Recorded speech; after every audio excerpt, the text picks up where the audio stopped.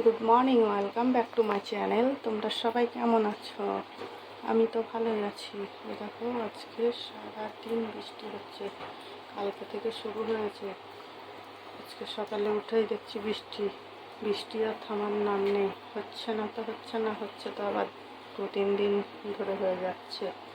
তো কী করবো বলো, বৃষ্টির মতো হোক, বৃষ্টি হলে তো আর কিছু করার নেই, রান্না তো করতেই হবে। এই জন্যে রান্নায় চলে এসেছি। দেখো, সকাল সকাল রান্না হচ্ছে। এখানে ভাত বসিয়েছি, এখানে ডাল হয়ে গেছে, এখানে করলা ভাজা হবে, আর এখানে ঝিঙে আর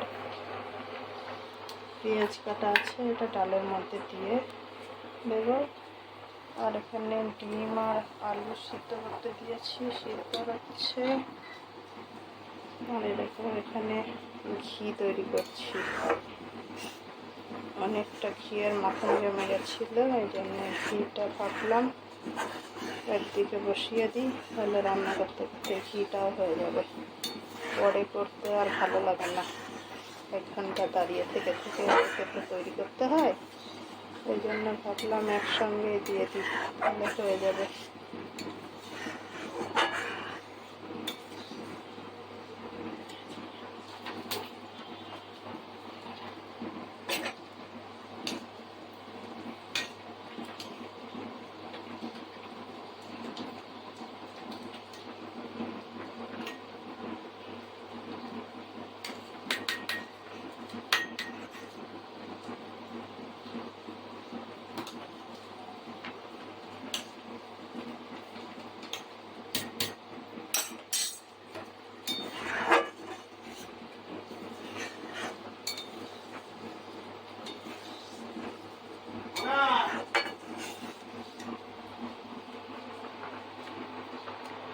ভাতটাও হয়ে এসেছে।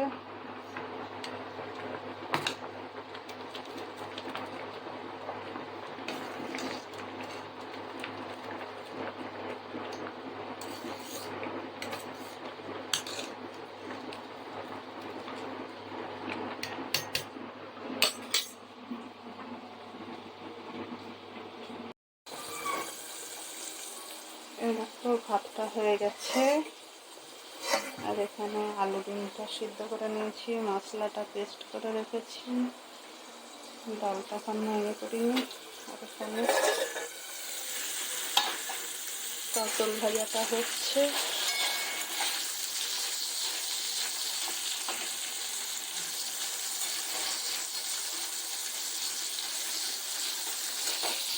আর দেখো, এখানে ঘি তৈরি হচ্ছে, অর্ধেক হয়ে এসেছে ঘিটা।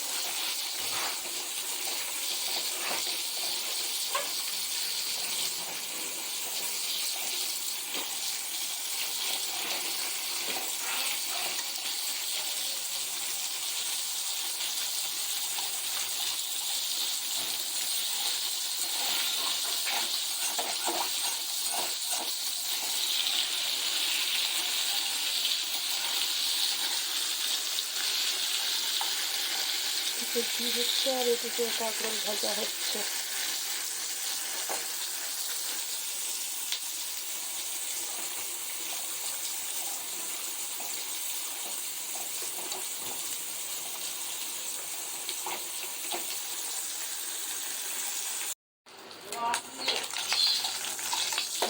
ডিমের কারিটা করার জন্য ডিমটা ভেজে নিয়েছি।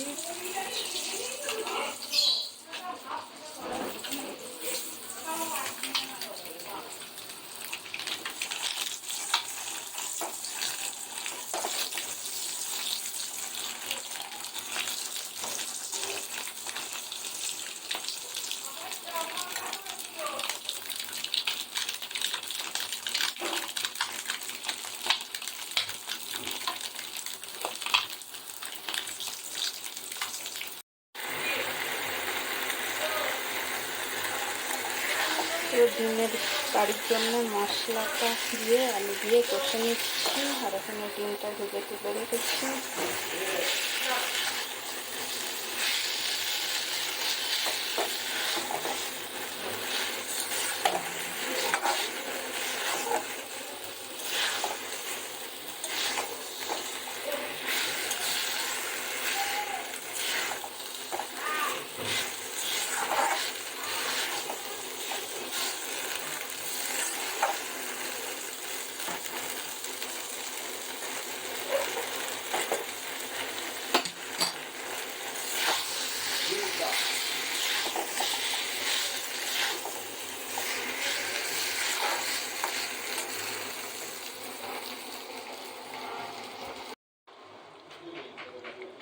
এই দেখো ডিমের কারিটা হয়ে গেছে।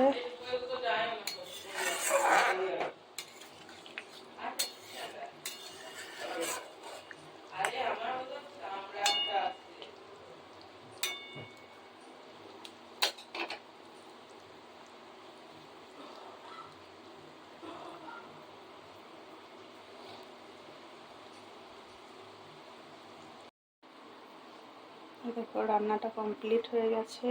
আর এখানে গুড্ডু খাবে বললো, এই জন্য গুড্ডুকে দিয়ে দিয়েছি। এখানে একটু শাক ভাজা আছে, এখানে কাঁকরোল ভাজা আছে, আর ডাল করেছি সবজি দিয়ে, আর এখানে ডিমের কারি করেছি। আজকে গুড্ডু এই দিয়ে খেয়ে নেবে। আর দেখো ঘিটা বানাচ্ছিলাম, এখানে ঘিটা হয়ে গেছে। চলো গরম গরম ঘি দিয়ে গুড্ডুকে ভাতে দিই। ঘি হলে তো আর কিছু চাই না।